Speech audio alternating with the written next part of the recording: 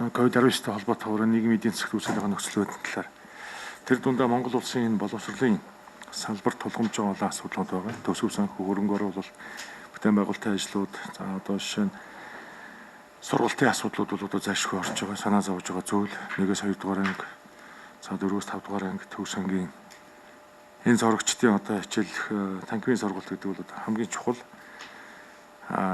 Ер нь яг зөвхөн хичээлүүлэх тал дээр нь бид нэр саналаа солилцоод одоо бодлого гаргаад хариуцлал халдвар гэж үлдэх тэр дүрм журам дэглэмийн захиад ингээ явуулчихвал болно.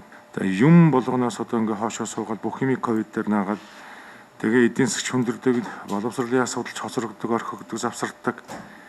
Тэгээ энээс одоо бас зөв зохицуулж бас дэлхийн улс хурлын хийж байгаа эсгэн бүтцийг хийж энэ салбарын одоо энэ сургалттай холбоотой асуудал энэ төгс сангийн хүүхдүүд ч одоо 2 жил болчихлоо шүү дээ. Хамгийн их санаа одоо зовж байгаа зүйл.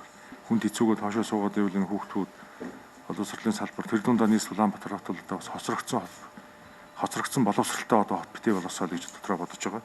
Тэгээ бид нар бол бүх талаас нь одоо дэмжлэг тусалцаа одоо би өөрийнхөө одоо ямар л нөөц болцоо байна тэрийг бол энэ хүүхд залуусын төлөө энэ боловсролын салбарын төлөө гаргана гэдгээ ямар ч гэсэн цаадтай хэлье.